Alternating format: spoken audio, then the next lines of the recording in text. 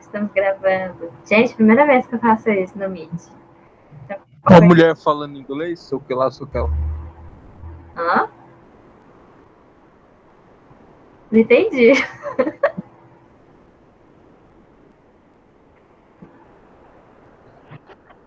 Uma mulher falando inglês aqui. Uai, Caraca, só eu que ouvi, será? acho que só.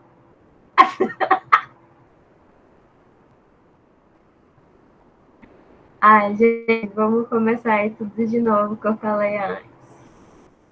Bora lá, que eu esqueci de gravar. Gente, então, continuamos aqui o projeto Quarentenas, projeto Quarenteners 2020, que nós vamos continuar até o final do ano, talvez ano que vem. Esperar a vacina aí, né, gente? Mas tá foda. Eu não sei quando teremos a possibilidade de uma vacina. Então, a gente vai falar de Freud hoje e todas as consequências desse pensador maravilhoso. A gente está quase no século XX aí, então toda aquela euforia científica da segunda revolução industrial, todo aquele mote conservador e ordenador da sociedade, que vem principalmente da sociologia, se mantém na sociedade. A relação também de que aquele projeto iluminista iria se concretizar como o melhor representante da sociedade, como melhoria de todas as mazelas sociais, de simplesmente consertar a sociedade, era muito acreditado nessa época. E aí que, depois de toda aquela tendência do romantismo alemão, e Nietzsche principalmente, vão inspirar novas formas de pensar e vai influenciar bastante o pensador que a gente vai falar hoje, que é o Freud. Isso vocês conseguem ver bastante também na arte, principalmente quando você não tem mais contornos tão fixos, quando você tem uma necessidade constante de representar várias facetas de uma mesma paisagem, do quanto aquela paisagem influi no seu sentimento de alguma forma, uma luminosidade, e de tentativas de representar realmente aquilo que a gente sente. Impressionismo, expressionismo, principalmente, que vão com esse sentimento de alguma forma representado nessas pinceladas violentas. A gente tem vários outros representantes.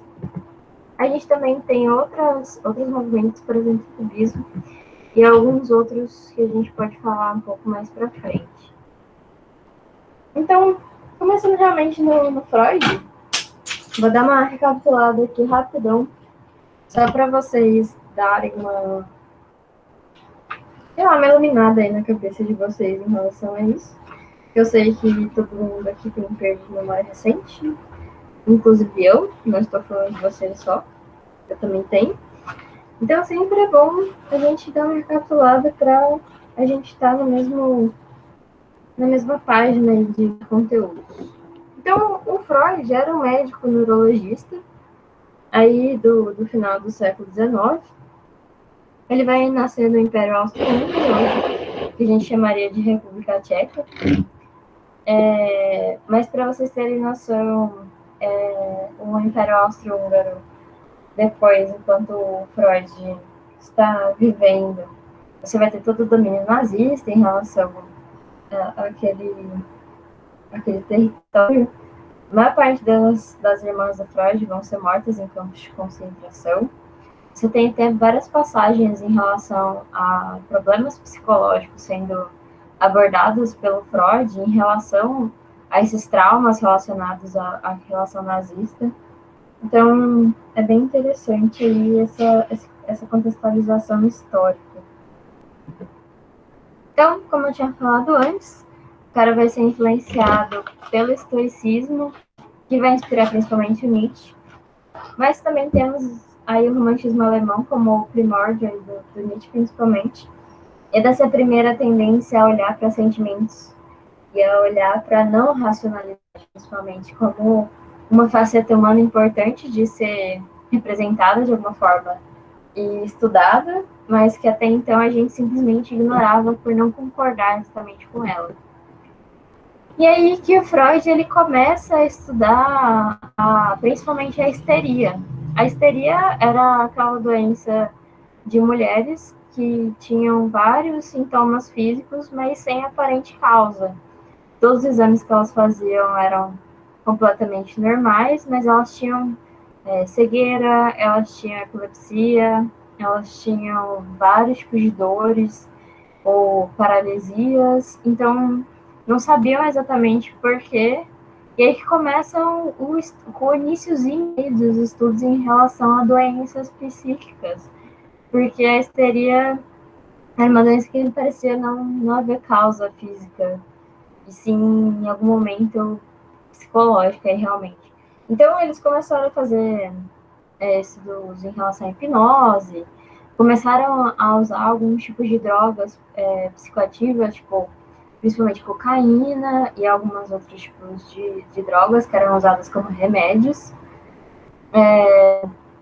Só que o problema em relação a essas drogas, principalmente, é que a gente não tinha um estudo efetivo e foi comercializado como remédio de forma massiva, assim. Então, cocaína era dada para essas mulheres que estavam sob histeria como uma forma milagrosa de curá-las e fazer com que elas se sentissem melhor. E, ao mesmo tempo, conforme for se passando alguns anos, algumas dessas mulheres, alguns dos amigos do Freud e de pacientes começaram a morrer de overdose e a desenvolverem outros problemas psicológicos, principalmente por causa da droga. E aí, quando ele começa a ignorar esses tratamentos e realmente começar a criar uma nova forma de estudo em relação às doenças psíquicas, e ele vai começar realmente a adentrar na filosofia do romantismo alemão e estudar principalmente as teorias do Nietzsche. E aí que ele vai aceitar várias das tendências do Nietzsche e, ao mesmo tempo, ir... Lembrando que hoje a gente concorda que o Freud foi influenciado pelo Nietzsche, mas em vida ele falou até o final da vida dele que ele não leu nada do Nietzsche, que ele não foi influenciado em nada por aquilo que o Nietzsche falou. Mas encontraram todas as obras do Nietzsche em exemplares na casa dele, então muito difícil que ele não tenha se influenciado por ele. Então aí o Freud vai realmente começar a tentar entender o que ele vai chamar de a sua feiticeira, porque ele não conseguia encontrar nada físico, então ele começou a ir realmente para esse lado psicológico e tentar entender de alguma forma. Ele falava feiticeira porque não parecia ser algo místico, assim, parecia ser algo não palpável. Então, daí que vem essa analogia dele. Então, a primeira coisa que ele fala é que nós somos impulsos, nós somos libido. Assim como o Schopenhauer vai falar que a gente é sexo e estômago, e o Nietzsche vai falar que a gente é movido por vontade e potência, o Freud vai falar que o que nos move é libido. Não só como relação sexual apenas, mas como esse desejo constante que a gente tem. Essa coisa de simplesmente querermos alguma coisa. Ele chama de libido, mas não necessariamente ele está diretamente relacionado a impulso sexual, tá, gente? Que deixe isso bem claro, porque ele foi bastante mal interpretado por isso. Então, é a mesma coisa que o Nietzsche e o Schopenhauer falavam, e ele vai seguir na mesma linha. Ele fala, aí só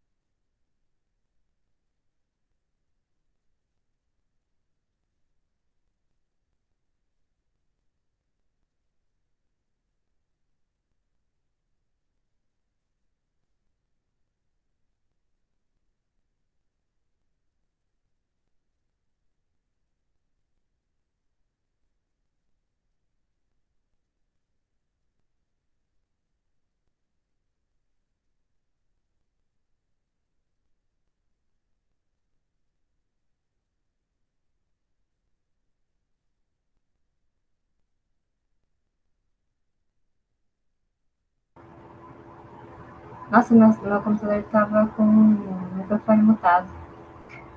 E aí, gente, perdamos aí. Meu computador desligou porque tava muito quente. Tem que trocar a pasta térmica dele. Alguém saiu da reunião porque eu caí?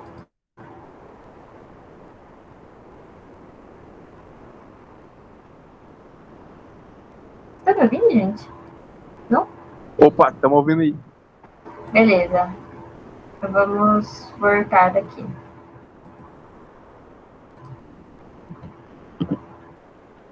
Alguma dúvida, gente, agora? Do que eu tinha falado? Não, né? Tá bem bom.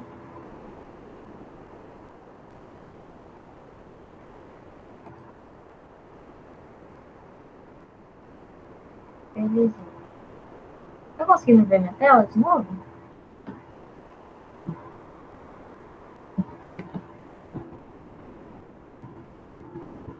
Eles ficaram sabendo que a Netflix vai produzir uma série com o pai da psicanálise? Então, tem uma. Já saiu, se eu não me engano. Só que até que é essa daqui, né? Que chama Freud, eu acho. Só que é uma. Se eu não me engano, é uma série assim, bem. Como posso falar?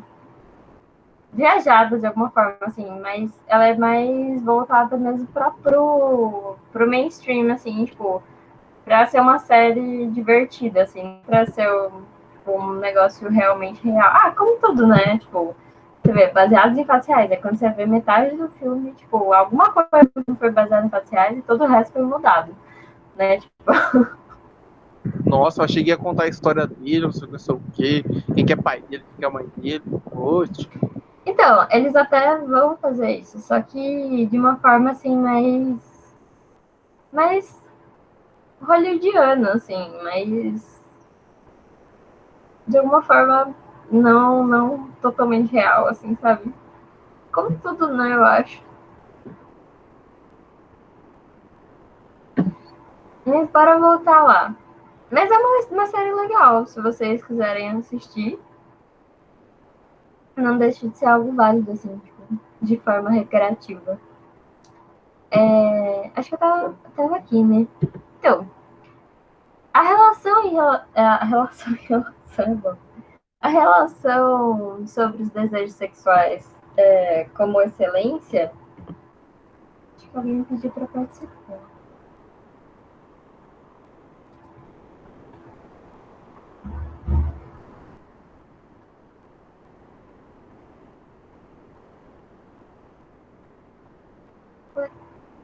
Ah, tá. Bora continuar então, gente. A relação sobre os desejos sexuais como o máximo do impulso, né, dos desejos humanos, é a relação principalmente ao momento histórico que existia em relação ao tabu e a toda a relação mal resolvida em relação ao sexo propriamente dito. Porque a gente está numa época onde essa questão conservadora era tão importante. Se vocês lembrarem no início da sociologia, de todo o rigor em relação a esse período, vocês vão conseguir relacionar principalmente essa questão sexual. Além do que, você tinha uma pressão muito grande, principalmente das mulheres nessa época, principalmente em relação a essa questão conservadora. E aí o Freud ele começa a perceber que muitas das mulheres histéricas que ele estava tratando tinham problemas em relação a essa questão sexual por causa simplesmente do conservadorismo da época. Então, porque elas não queriam se manter no casamento, ou porque você tinha um tabu muito grande em relação às mulheres terem prazer sexual. Então, tudo isso eram questões mal resolvidas da época histórica. Então, isso influenciou bastante na forma como ele vai pensar nas questões simplesmente de tudo em relação à psicologia, né?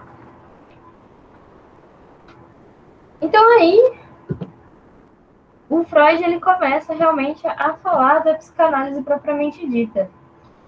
Psicanálise nada mais é do que uma forma da gente conseguir chegar ao inconsciente, da gente conseguir entender e melhorar esse paciente. Lembrando que o Freud, ele vai ser um cara que ele ama a relação do legado iluminista. Então, de alguma forma, ele quer curar os pacientes dele.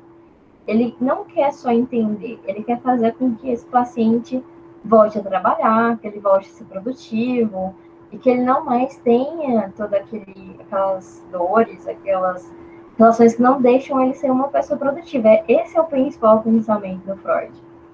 Então, aí, quando ele começa realmente a estudar e pensar em formas de tentar curar esse paciente através do diálogo. E aí que ele vai tentar fazer a estrutura do que é a mente humana, do que é a psique. Por que ele fala de psique? Psique também pode ser aquela deusa grega ou uma personagem mitológica que não era muito bem vista, assim, que você tinha essa aura mística ao redor. Porque, de novo, essa metáfora do Freud, ela não consegue ser espremida pelas partes físicas do cérebro. Então, daí que é a palavra psique, simplesmente de expressar a mente e não ter relação física com parte do cérebro, nem nada assim. Então, vamos recapitular quais são as estruturas da psique. As estruturas que a gente vai ter, basicamente, é que a gente tem a parte consciente da nossa mente, que é a pontinha do iceberg. Essa parte consciente simplesmente são suas ideias, seus pensamentos, aquilo que você realmente percebe que vem à sua mente. O problema é que muitas coisas, às vezes, que vêm ao consciente, elas não estão muito bem organizadas. Quando elas não estão muito bem organizadas, é por causa do pré-consciente. O pré-consciente é quando algo do inconsciente vem à superfície de alguma forma. O pré-consciente também serve para que aquilo que você pensa de forma consciente tende a ser incorporado no inconsciente. Vou dar um exemplo bem idiota em relação a isso, a relação consciente. Sabe quando você sonha em relação a alguma coisa que aconteceu no seu dia? Só que o sonho que você tem, às vezes não tem nada a ver, mas é simplesmente alguma coisa que lembra algo que aconteceu no seu dia a dia, no seu dia anterior. Por exemplo, você foi ao mercado, e aí do nada você sonha que você ganhou uma promoção no supermercado e você consegue pegar, tipo, R$ 1.000 em compra no supermercado de graça, porque você ganhou alguma coisa. Então, o seu subconsciente, de alguma forma, exprimiu algum desejo seu, pensado, só que ele vem no seu inconsciente através do seu sonho de alguma forma. Eu vou explicar isso um pouco melhor daqui a pouco. Então, esse inconsciente, consciente, pré-consciente, eles também têm outras tem outra repartição em relação a esses períodos de consciência, que aí propriamente se relaciona a você, a como você pensa, como é a sua personalidade. Então aí a gente tem o ego, o superego e o id. O ego nada mais é que a sua percepção da realidade. Então aquilo que você sabe que você gosta, aquilo que você sabe, aquilo que você acha que as coisas realmente acontecem, aquilo que você tem de planejamento de futuro, aquilo que aconteceu anteriormente, se aquilo que aconteceu com você acha coisas boas ou ruins, é a sua percepção da realidade. O superego nada mais é do que as normas sociais, a sua interpretação em relação às normas sociais, basicamente. Então, é aquilo que você considera como certo e como errado. Aquilo que você considera, não exatamente aquilo que você considera como certo e errado, mas aquilo que você entende que a sociedade espera de você como certo e errado. Porque aquilo que você interpreta de certo e errado para você agir é o ego. Agora, aquilo que você considera que as pessoas esperam de você é o superego. E o id nada mais é do que seus impulsos, seus desejos mais profundos, que é aquilo que você realmente quer, independente de você considerar aquilo como certo ou errado. Então o id está completamente soterrado no inconsciente. Aquilo que você realmente quer, você não percebe. Você é coordenado pelo id, principalmente, e que é barrado muitas vezes pelo superego no inconsciente. E desse choque constante, as coisas vêm à superfície no consciente de uma forma meio caótica e desorganizada. Então, isso é um pouco daquilo que o Nietzsche falou, de que aquilo que você faz não é necessariamente aquilo que você pensou. Aquilo que você faz foi algo trabalhado no inconsciente. A sua forma de agir, a sua forma de pensar, ela está relacionada ao inconsciente. Você não percebe que você realmente quer aquilo, que você realmente decidiu fazer aquilo, porque você não estava pensando sobre aquilo. Mas sim, essa relação é totalmente inconsciente. E daí que é a relação do farol do Nietzsche, né? Quando ele fala que aquilo que você entende é só aquilo que o farol, aquilo que você pensa é só aquilo que o farol consegue iluminar. Mas aquilo que você, quem controla o farol para que você pense sobre aquilo são seus desejos que você não consegue acessar. É exatamente a mesma coisa. Só que a diferença aqui é que o Freud fala que esse inconsciente, esses desejos constantes, eles podem ou não ser barrados por aquilo que você considera que a sociedade espera de você. Essa é a relação, principalmente, em relação ao Freud, a de diferença, né?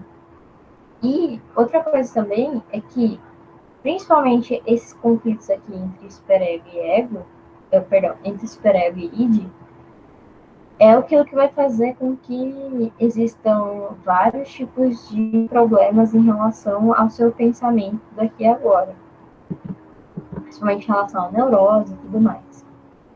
Então, muito bom. Daí que a psicanálise realmente é tentar acessar esse inconsciente e perceber qual o tipo de problema, qual tipo de relação mal resolvida entre id e superego você não conseguiu lidar e ele vem para o consciente de alguma forma que você não entende. Então, tentar desenrolar, desembaraçar essa relação de problemática entre o id e o superego é a relação da psicanálise para o Freud. Então, através de linguagem, através de interpretação de sonhos, principalmente os sonhos vão ser uma forma de você chegar ao inconsciente, porque no sonho você desliga, então você não tem barreiras constantes para o seu inconsciente. Ele simplesmente vem à tona. Quando ele vem à tona, você não sabe direito por que ele está ali, mas de alguma forma você lembra daquilo. Então, talvez se relacione a alguma coisa que você não conseguiu muito bem resolver. E essa relação com o sonho também é bem interessante, porque às vezes a gente fica pensando místico, assim, no sentido assim, eu sonhei com meu avô que morreu. Tá, esse não é seu avô que tá tentando, tipo, o Freud, né, que fala, não é seu avô que tá tentando se comunicar com você através sei lá, de formas sobrenaturais. O Freud fala que alguma coisa em relação ao seu avô, você não conseguiu muito bem resolver. Tem uma coisa com o seu avô que você não conseguiu resolver ainda, que você gostaria que ele voltasse para tentar resolver isso de alguma forma. Qualquer dúvida, gente, vai me falando, por favor. Muito bom. E aí que a gente tem o conceito de repressão. Por quê? Muitas vezes a gente quer alguma coisa, a gente precisa constantemente, de alguma forma, atender os nossos impulsos. Só que o problema é que muitas vezes a gente não considera esses impulsos como certos, como algo esperado pela sociedade. E aí que, quando você quer alguma coisa, mas você espera que a sociedade não aceite isso muito bem, e você não. Mas ele continua latente em você, você tem principalmente essa questão de repressão. E quando essa repressão ela não é muito bem trabalhada no seu inconsciente e consciente, aí que ela surge de alguma forma como uma neurose. Então, ela pode vir através de toque, de, sei lá, de excesso por limpeza, ela pode vir de alguma forma em relação à insônia, em relação a algum tipo de depressão e etc. Lembrando que isso daqui, gente, é o iniciozinho do estudo em relação à psicologia. Então, tudo que a gente conhece em relação à psicologia hoje surge através do Freud, mas, contudo, isso não é a representação do que a gente aceita hoje como ciências da psicologia, como ciência da neurologia. Então, pense que isso é só o iniciozinho da gente, não é uma representação fiel. Em relação a Setembro Amarelo, né, o Gabriel falou. Em relação a Setembro Amarelo, tem uma dificuldade muito grande, assim, até hoje, a gente se falar sobre questões psicológicas, porque o Freud começa a falar sobre essas questões psicológicas, mas ele não é bem visto por falar delas. Um dos principais professores que o Freud tinha na neurologia, ele não aceitava os estudos do Freud, e ele não apoiou o Freud em relação aos estudos dele, até que ele ficasse muito doente. Porque esse professor do Freud, ele vai falar que existem coisas que não precisam ser faladas dentro da sociedade. Principalmente em relação a essa questão de abuso, de problemas mal resolvidos, de relações de repressão, daquilo que a sociedade considera como certo e errado e que tanto danificam os seres humanos, e ao mesmo tempo o quanto nós temos de pequenos monstros em relação ao nosso inconsciente que não foram muito bem trabalhados e precisam surgir de alguma forma no consciente.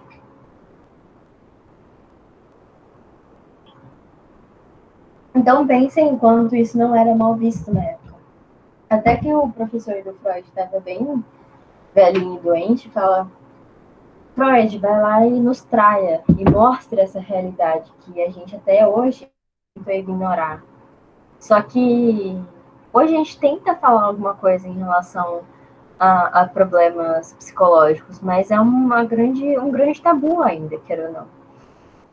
Para vocês terem noção, várias das pessoas, quando se fala em relação a problemas psicológicos, falam assim: é louco, o louco deveria estar no hospício, e coisas assim. Se você toma remédios psicológicos, você é uma pessoa doente, uma pessoa mal resolvida, ou algo desse tipo. Mas simplesmente é algo normal. Esse conceito de repressão, esse conceito de histeria, o Freud vai falar que todo mundo tem algum tipo de histeria, algum tipo de conflito mal resolvido, algum tipo de neurose que você não soube lidar.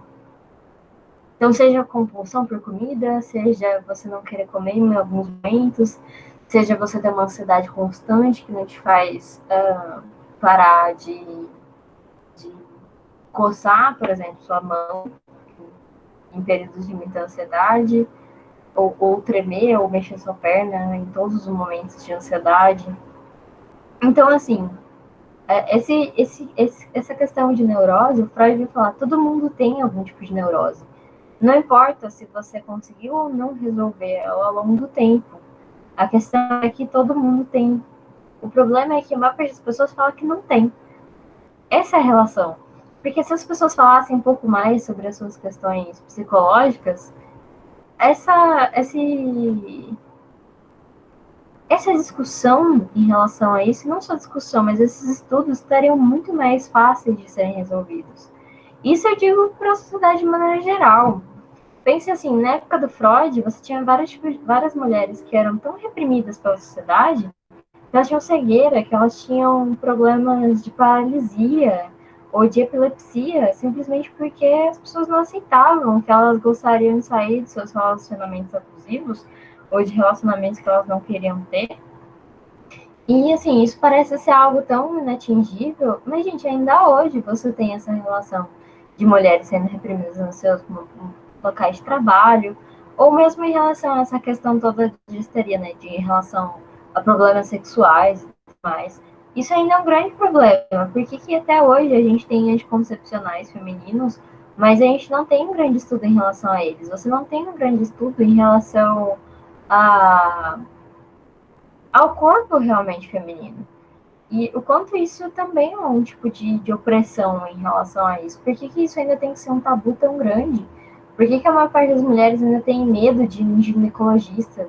Ou você tem um preconceito do caralho quando os homens precisam fazer do exame de próstata, por exemplo? É um puta de uma hipocrisia do caralho das pessoas falando como se isso fosse algo totalmente normal, mas todo mundo tem esse tipo de relação, todo mundo precisa saber sobre isso. Gente, ciclos menstruais em relação a isso, até hoje eu vejo menina que tipo, tem vergonha em relação a ciclo menstrual, porque ela foi tão oprimida durante a maior parte da vida dela que tipo, eu tinha vergonha de sair com a porra do meu absorvente quando eu tava na escola, porque as pessoas riam simplesmente se você mostrasse absorvente. Aí até aquele momento que eu mostrava pra todo mundo, falava assim, ó, caralho, ó, meu absorvente nessa porra. É um puto de um troço difícil de lidar. É só pra, como tava falando antes, de terminar a ideia, né? Eu tenho um problema de terminar a ideia. Em relação ao Setembro Amarelo, tem uma puta uma hipocrisia do caralho também. Porque a sociedade, de maneira geral, ela fala até hoje no sentido iluminista de que você tem que ser uma pessoa produtiva, de que você tem que ser uma pessoa que é maravilhosa em todos os sentidos, que você não fica triste, que você não tem ansiedade, mas todo mundo tá com medo do caralho de errar de alguma forma. Todo mundo tá ansioso para um cacete. E você tem um problema muito grande em relação à depressão, porque quando você não consegue chegar a esse ideal, porque o tempo todo a gente está tentando chegar num tipo de ideal. Até hoje, o mote platônico, idealista, não morreu. E é exatamente isso que o Nietzsche vai tentar falar, o quanto isso é uma bosta. E o Freud vai falar, gente, a gente está tão fadado tentar achar esse ideal e achar essa forma super produtiva, essa forma super organizada, essa forma super, de alguma forma, higiênica, puritana e não imperfeita, que a gente tá tudo uma bosta por dentro. E essa bosta por dentro, ela surge de alguma hora. E os atos falhos, por exemplo, são uma grande representação disso. E não só o totalmente organizado, mas pode ser o totalmente caótico também. Porque, assim, a vida contemporânea ela é tão caótica, porque, assim, você tem. Eu tô dando aula para vocês agora, tipo, 8 horas da noite. Provavelmente vocês trabalharam de dia, tiveram que organizar suas casas, tiveram que ajudar alguém durante esse período. E você não dorme mais, mas ao mesmo tempo tudo tá muito bem organizado, mas ao mesmo tempo tá caótico. Então é uma puta de uma dificuldade da gente conseguir equilibrar tudo isso. A vida é esse constante tentativa de equilíbrio, mas ele nunca acontece. Então, alguma hora, esse desequilíbrio surge de alguma forma. Os atos falhos são exatamente isso. Porque uma hora você bebe demais e fala da sua ex que você não vê há 5 anos, que provavelmente você ainda ama, ou algo desse tipo. Ou do nada você fala uma outra palavra parecida com aquilo que você queria falar, mas você não falou uma outra palavra que você estava fundo no seu inconsciente, que ele aflorou de alguma forma. As brincadeiras que você faz muitas vezes refletem aquilo que você realmente pensa. Então, assim, N formas do seu inconsciente conflitante aparecer. A Júlia, você está me deprimindo nessa conversa? Existem soluções. Não soluções permanentes, mas soluções de constante. Como posso falar? De constante trabalho, vamos falar assim. Tentar sublimar seus conflitos é exatamente uma forma de tentativa de cura permanente. No sentido assim, sempre vão existir conflitos em todas as pessoas. Ponto. Só que existem formas de você tentar resolver eles não para sempre, mas nesse momento instantâneo, de você tentar ter uma vida um pouco mais constante. Então, nesse sentido, essa questão de sublimação, de você ter conflitos e problemas em relação aos seus impulsos, mas resolver eles de alguma outra forma. Então, por exemplo, você tem problemas em relação, por exemplo, vou falar um problema meu, por exemplo. Eu tenho problemas constantes em aceitar essa incapacidade que eu tenho de resolver conflitos. Eu sou uma pessoa muito difícil para resolver conflitos. Eu sou uma pessoa que tende a sempre apaziguar e que tende a sempre ter uma paciência constante, só que isso desgasta no parte das vezes. E aí, eu não sei muito bem resolver isso. O que eu faço? Eu desenho alguma coisa relacionada, eu tiro um tempo para mim, eu vou tentar ouvir uma música que relaciona alguma forma a forma como eu estou me sentindo na hora, e assim sucessivamente. Esses conflitos constantes que você vai ter, você tem que ter pontos de fuga para eles, para que eles possam ser resolvidos aos poucos. Um exemplo bem pesado em relação a isso, a esse tipo de neurose, de conflitos mais pesados mesmo, mais complexos de ser entendido, é a autobiografia da Rita Lee. A Rita Lee teve uma vida bem inconstante, assim, e durante os períodos, um dos períodos da vida dela, ela foi abusada sexualmente. E ela escreveu sobre isso e tentou explicar como ela se sentia em relação a isso e tudo mais. Então, isso pode ser uma forma de você conseguir sublimar. Daí que a psicanálise é uma forma tão importante, porque o Freud realmente pensava, quando você tenta explicar alguma coisa, quando você tenta expressar isso de alguma forma, isso é melhor resolvido no seu inconsciente. Essa é a relação, principalmente, nessa questão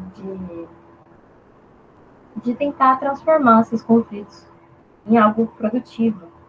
Porque a sua energia sempre vai estar ali de alguma forma. Então, canalizar a sua energia para outra coisa, esteja de alguma forma relacionado, te ajuda a resolver isso de uma forma um pouco melhor.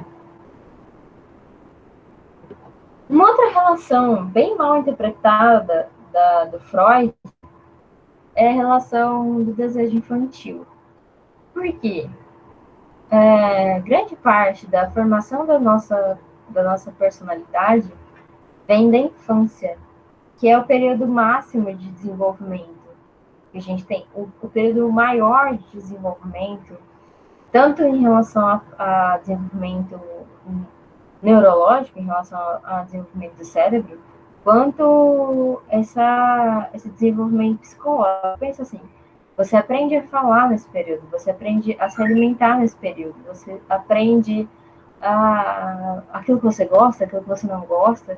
Então, principalmente nesse período, a forma como você vai lidar com todos esses tipos de descoberta, de alguma forma, relaciona a forma como o seu adulto interpreta o mundo também. Então, nesse sentido, o Freud vai tentar entender os traumas da infância para tentar entender um adulto neurótico. Da onde vem realmente seu impulso, seus impulsos maiores? Da onde vêm os seus maiores traumas? Por que hoje você tem trauma de aranha, ou você tem aracnofobia, por exemplo? Ou vou dar um exemplo meu, né? Eu tenho pavor de lugares altos, por exemplo. Por que eu tenho esse... Eu tenho pavor de cabide. Só porque você lembrou do meu gato. O meu gato, ele tem, gente, mas eu não sei por quê. Isso é uma questão bem interessante, porque falam também que você conseguiria desenvolver... Algumas pessoas falam de desenvolver psicologia em animais também. Porque você vê que animais também sentem medo e têm traumas.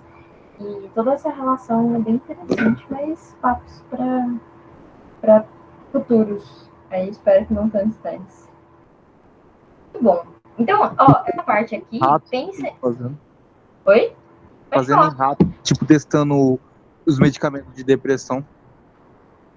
Tem isso também. têm, principalmente, todos os nossos medicamentos, né? Eles são testados em animais primeiro. E os psicoativos também. Então, tem essa relação também dessa parte neurológica, mas também só da psicologia. Mas essa parte é mais, como posso falar, tá mais em períodos de estudos, nada muito concreto. Então, em relação a essa questão de desejo infantil, pensem que isso não tem nada a ver com questões sexuais, tá, gente? Isso é simplesmente fases de desenvolvimento infantis, principalmente em relação à formação de personalidade, em relação ao descobrimento do mundo. Porque, assim, quando eu falo sobre essa parte, você tem uma grande má interpretação em relação a Freud, fala assim, o Freud estava falando que crianças querem ter relações sexuais, não tem nada a ver com isso, tá? Eu não pense dessa forma, por favor.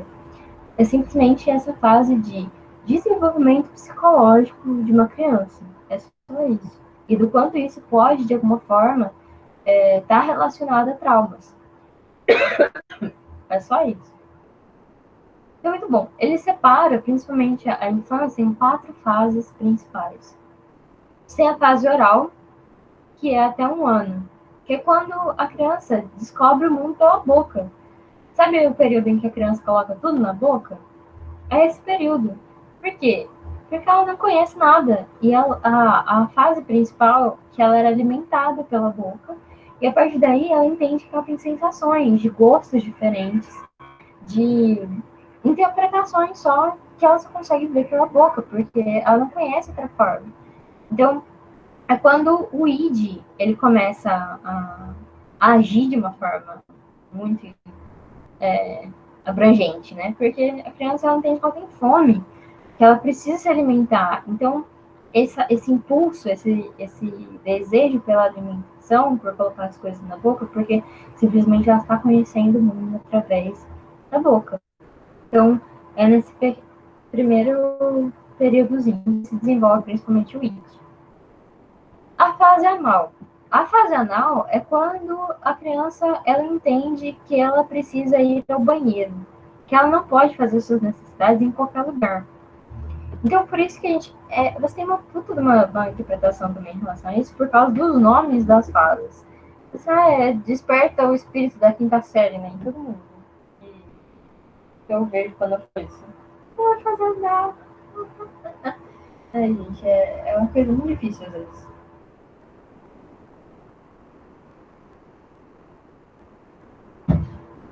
Mas cortando o espírito da quinta série, a fase anal é simplesmente essa característica de que a criança ela começa a entender normas sociais. Ela começa a entender que ela não pode fazer tudo aquilo que ela quer. Quando ela entende que ela não pode colocar tudo na boca. Quando ela começa a seguir algum tipo de regra. E aí que o superego começa a agir. Porque ela começa a entender aquilo que a sociedade espera dela. Porque ela é reprimida quando ela ainda precisa usar fralda, quando ela faz xixi na cama, por exemplo, e esse tipo de coisa. Então, do 1 até os 3 anos. A fase fálica é quando a criança entende que existe um sexo, basicamente. Existe o sexo oposto aí, que a gente não tem aparelhos reprodutivos iguais. Algumas pessoas têm aparelhos reprodutivos diferentes. E é o início da personalidade de uma criança, quando ela realmente começa a se entender como pessoa, quando ela começa a se entender que existem pessoas parecidas e pessoas mais diferentes do que ela. Basicamente isso. Aí, dos 5 até os 13 anos, você tem um período de latência, no sentido de que todas essas 3 fases, elas precisam de assimilação, elas precisam serem melhor entendidas aí. E é nesse período que existe simplesmente essa característica de aprendizado mesmo, de como interpretar os conhecimentos que ela teve até então. E aí depois você tem a fase genital, que é a partir dos 13 anos, que é o fim da infância, quando se iniciaria as adolescências. Isso daqui não é regra, tá, gente, em relação aos anos, é mais ou menos isso. Mais ou menos até 1 ano, mais ou menos primeiro até terceiro ano, mais ou menos dos 3 aos 5 anos e mais ou menos a partir dos 13 anos, tá, gente? Isso não é uma regra. Então, a fase genital é quando você inicia-se a pulsão sexual ou desejo pelo sexo oposto ou pelo mesmo sexo, não importa. O início ou simplesmente o não desejo, existem isso também. Essa relação de paixão mesmo, que se inicia na adolescência. Então, nesse sentido, você pode ter vários problemas em relação a questões psicológicas.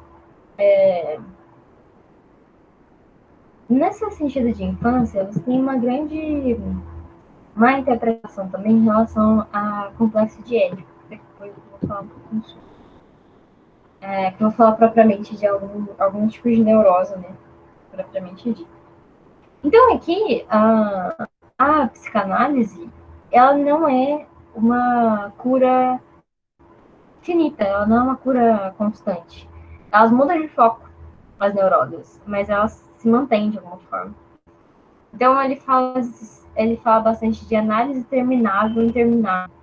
No sentido assim, que você pode até curar uma pessoa do toque, por exemplo, de limpeza. Mas é quando você vê, essa pessoa vira viciada em trabalho. E aí, por exemplo, essa pessoa tem aracnofobia. Aí você trabalha isso, entende de onde vem, só que de repente essa pessoa começa a ter pesadelos, não consegue mais dormir. Então as neuroses, elas vão mudar de foco. E você cria neurose a vida inteira. De uma forma, os traumas da sua infância relacionam-se a esse adulto neurótico que você é hoje, mas não necessariamente que ele vai se expressar sempre da mesma forma. Porque você se cura e outro lugar surge, outro tipo de neurose surge, outro tipo de mal entendido surge, e assim sucessivamente. Então, aí, falando propriamente... Há alguma dúvida, gente, até aqui? Vocês estão conseguindo entender até essa parte?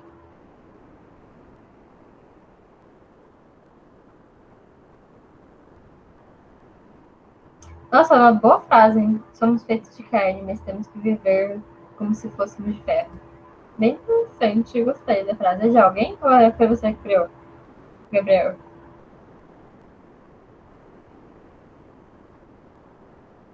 É do Freud mesmo? Eu não sabia. Muito legal.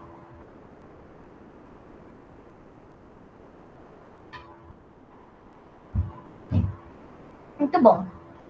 Muito da hora. A gente tem umas frases de uns autores que a gente. Maravilhoso, né? Como que essa pessoa pensou isso? Fico até hoje impressionada. Bora continuar então. Então, falando propriamente agora das neuroses, da forma como a gente interpreta nossos problemas, a principal característica que a gente tem em tentar resolver nossos problemas é não resolver. É a autossabotagem. A autossabotagem nada mais é que quando a gente tem medo de tentar fazer alguma coisa, a gente simplesmente não tenta. A gente coloca empecilhos para que a gente não tente. Então é a falta de coragem, é a falta. É simplesmente essa parte de você colocar empecilhos constantes para que você não tente realmente fazer. É você tentar ao máximo não se sentir mal. Em relação a essa questão da autossabotagem, você tem uma relação bastante da infantil também. O que o Freud fala principalmente em relação à maior parte dos nossos conflitos, a maior parte das nossas neuroses? Eles são infantis, ou seja, eles foram mal trabalhados na infância. Na infância, quem cuida de você? Seus pais. Quem coloca aquilo que é certo e errado? Seus pais. Aquilo que você é permitido a querer e a gostar, geralmente quem molda é a sua família. Então, em relação a isso, você tem um grande problema que é quando você pode começar a agir por você mesmo, você não quer. Porque a sua vida toda decidiram por você. E aí, quando você tem que decidir, você fica com medo. E não quer decidir, porque você tem medo de fracassar. Porque você poderia colocar a culpa em outra pessoa, se outra pessoa tentar resolver seu problema. Então, nesse sentido, o Freud fala que a autossabotagem é quando a gente quer ser uma criança para sempre, que a gente não quer tomar as nossas próprias decisões. Só que isso é um grande problema, porque quando você não enfrenta suas próprias questões, quando você não decide por você mesmo, você não cresceu. Você realmente não exprime a sua personalidade. Você não exprime realmente aquilo que você quer. Você está vivendo a vida dos outros, de alguma forma. Isso é um grande problema. Isso também, o Nietzsche vai falar muito disso. Porque você precisa realmente entender aquilo que você quer e entender as consequências de tentar aquilo que você quer. E quando ele fala do super-homem e tudo mais, quando você realmente consegue se superar e se autoafirmar constantemente para ser aquilo que você é, isso é uma grande vitória, uma grande conquista. Porque é uma puta de uma dificuldade você fazer isso. Porque você tem consequências em relação a realmente expressar aquilo que você é e aquilo que você quer. E aí, quando você coloca isso ao máximo de falta de coragem, isso é um tânato. O tânato, a pulsão de morte, vocês estão vendo que o Freud também ama as analogias gregas, né? De mitologia grega. Pois é, isso também vem um pouco do Freud. Mas essa relação de tentar voltar ao estado vegetativo. Por quê? Quando você não existia, você não precisava existir. Então, quando todos os seus problemas não existirão mais, quando você não existe. Essa é a relação. Lembrando que isso é o início do pensamento em relação aos problemas psicológicos, e as questões de depressão e outros tipos de pulsão de morte também. Mas o Freud vai começar a estudar um pouco sobre isso. Então, não tem nada a ver com o que a gente pensa em relação a questões de problemas psicológicos hoje, porque isso foi muito melhor desenvolvido. Mas só para vocês terem noção de que o início da psicologia, o iniciozinho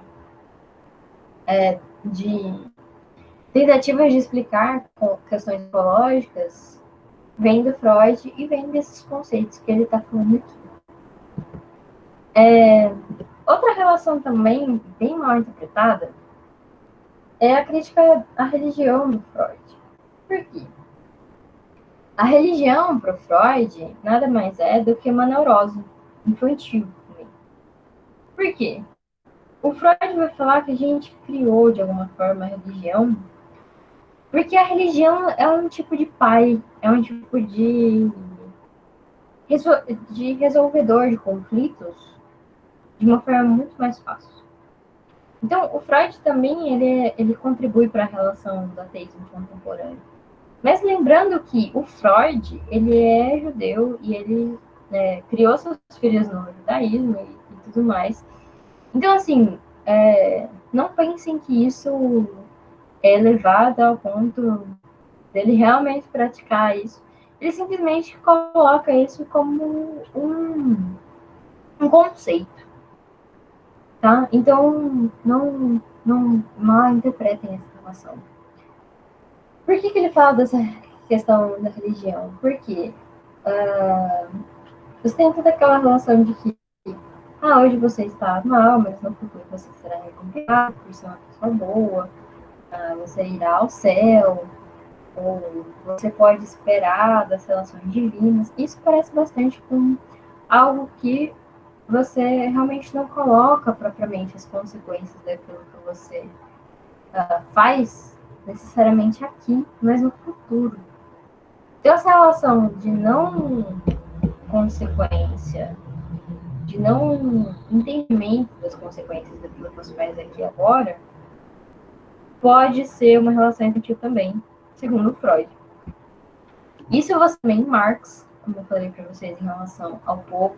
E o Marx, ele fala isso também em relação à ciência. O Freud também tem essa relação com a ciência, no sentido de que a ciência vai resolver tudo, a gente daqui a pouco não vai ter mais nenhum tipo de doença, porque no futuro a ciência vai resolver tudo. Marita, a gente está na pandemia agora para mostrar que a gente é uns bosta em relação a tentar resolver todos os nossos conflitos em relação à ciência, não é mesmo? Então, nesse sentido, o Freud, ele tenta falar assim, a gente o tempo todo está tentando colocar paz, de alguma forma, para resolver os nossos conflitos. De alguma forma, a gente quer que alguém venha e decida por nós, para que a gente não tenha a responsabilidade em relação às consequências dessa decisão. Não só em relação à religião, mas em qualquer coisa que a gente coloque. Pode ser um amigo que você pede para decidir, uma coisa, na real. E aí que o Freud, ele tem uma puta de uma contribuição, de alguma forma, para a psicologia, para pesquisas em relação também à neurologia, a tentar entender se questões físicas do cérebro podem influenciar em doenças psíquicas.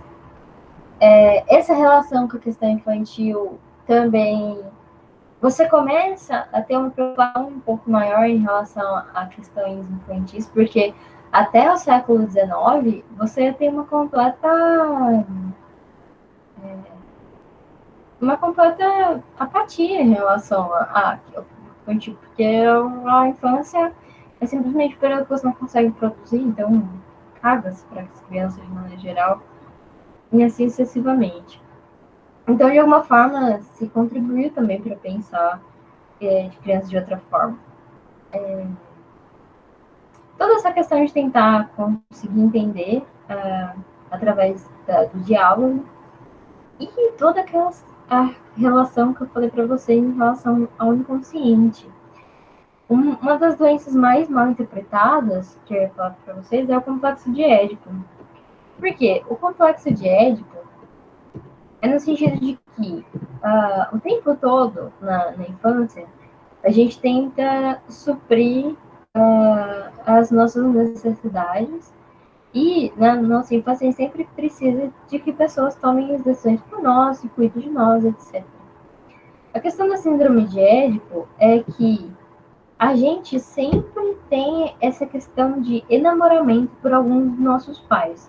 Não é enamoramento no sentido sexual, mas é um enamoramento no sentido de que aquela pessoa vai cuidar de você, vai fazer com que as suas cagadas sejam resolvidas, que aquela pessoa vai ensinar como que você precisa fazer, e etc. O problema é que muita gente não corta essa relação. No sentido de que no futuro, quem vai ter que decidir por você é no futuro, quem vai ter que ter as consequências daquilo que você pediu é você. Não é mais seus pais. Não é mais essa relação em relação a outras pessoas. E isso vira um problema, principalmente quando você se mantém com esse sentido de dependência e com esse sentido de que você sempre vai estar ligado de alguma forma aos seus pais. E aí ele faz analogia com o Édipo, no sentido de que essa ligação ela pode virar ao ponto dela se tornar doentia. E aí a questão de Édipo que ele faz em relação à mitologia grega também. Eu também tenho a questão das interpretações dos sonhos, e que muito daquilo que você quer e não é bem resolvido aparece de alguma forma.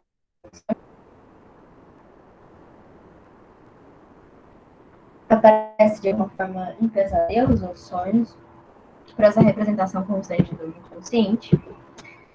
E tem vários caras que falam sobre Freud. Tenho alguns vídeos de vários filósofos brasileiros, o Felipe Pondé fala às vezes do Freud. Ele estudou bastante Freud na faculdade. E ele tem uma frase bem engraçada que ele fala que hoje o Freud chamaria a gente completamente de histérico e infantil. No sentido de que constantemente, mais e mais, a gente não quer exprimir as consequências daquilo que a gente faz. Uma outra doença bem trabalhada pelo Freud é o narcisismo. O narcisismo, ele é uma fase também em relação à infância. No sentido de que uma criança, a maior parte das vezes, ela simplesmente quer que seus desejos sejam atendidos de alguma forma. O problema é que esses desejos, eles sempre vêm com a relação de interpretação. Você já viram que as crianças, ao máximo, elas tentam fazer com que seus desejos sejam atendidos de alguma forma? Seja por birra, ou seja para tentar convencer os seus pais. E isso vira um problema quando as pessoas, elas crescem e não perdem essa relação de constantemente não olharem para os próximos, como também de terem necessidades e de precisarem serem ouvidos também. Então, essa questão narcísica é uma questão bem interessante hoje, quando a gente está no máximo de Instagrams e pessoas tentando ao máximo falar o quanto elas são rosas e o quanto elas fazem bem para a comunidade, mas olha aqui, curte meu vídeo, compra aqui o produto que eu estou falando para vocês, e etc, etc. Hoje, para a maior parte dos estudiosos em relação ao Freud, nós somos completamente narcísicos, uma sociedade completamente narcísica. Narciso, se você lembra também da mitologia, é aquele que ficou apaixonado pela própria reflexão, pelo próprio reflexo, né, da própria imagem. Então, essa relação narcísica é realmente também tentar tapar essa relação de buracos, no sentido assim, a gente constantemente tem necessidades a serem preenchidas, tudo bem, mas a gente tem sofrimentos constantes e tentativas de melhorar essas questões de conflito e de sofrimento. Só que essas pessoas tendem a não olhar para essa relação e simplesmente tentarem de alguma forma preencher isso através do próprio desejo, através do próprio id, de uma forma, e fazer com que o mundo todo, de certa forma, gire ao redor próprio. Se vocês já leram o livro Admirável Mundo Novo, que é uma distopia bem interessante, eles falam um pouco sobre isso no livro. É um bom livro, é um pouco mais, não é tão pesado assim, mas é bem interessante nesse sentido, para entender de alguma forma essa relação narcísica que é tão presente no nosso mundo atual. Então, nesse sentido, o Freud ele errou de muitas explicações dele, mas ele olha para essa relação dos instintos de uma forma muito mais organizada, que o Nietzsche não conseguiu fazer. Então ele conceituou grande parte dos nossos conflitos, ele conceituou muito daquilo que o Nietzsche falava, mas sem aquela relação caótica, meio bêbada que o Nietzsche mostrava. Então, por isso o Freud foi tão importante nesse sentido de sistematizar e também de fazer a sua própria filosofia a partir daí, de fazer seu próprio conhecimento a partir daí. E essa relação da responsabilidade em relação às nossas próprias ações também é bem interessante nesse sentido. Beleza, você quer ser ouvido, você quer mostrar aquilo que você é, mas você consegue encarar aquilo que as pessoas não falam de você, ou aquilo que tem como consequência a partir daí. Essa relação é bem interessante. E se falar um pouco mais sobre doenças mentais também, é um negócio que sempre foi mal interpretado, como eu falei antes, e ainda é um grande tabu, mas espero que no futuro seja menos. Outra relação também que o Freud errou bastante é em relação à misoginia. Se você lembra que a misoginia é o ódio pela mulher. O Freud, ele era um homem do seu tempo, assim como todos os outros filósofos ou pensadores que eu falo aqui. Então, ele foi muito influenciado pelas relações. Então, para vocês terem uma noção, o Freud fala que o maior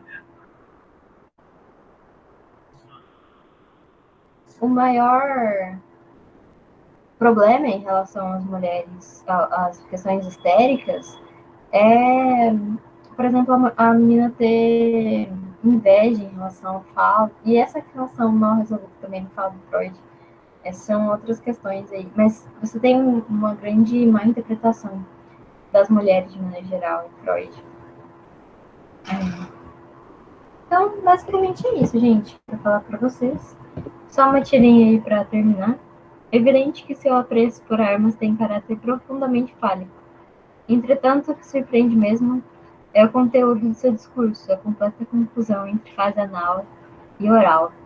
Questões aí a serem pensadas, não é mesmo, gente? Então é isso. Alguma dúvida, gente? Alguma coisa?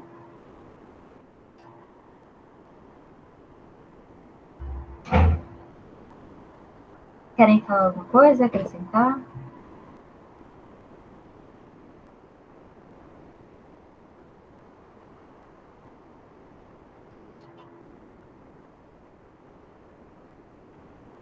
Pessoal, estão me ouvindo?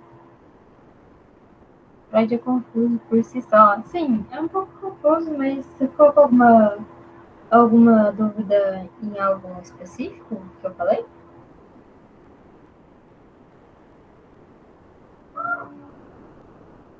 Não?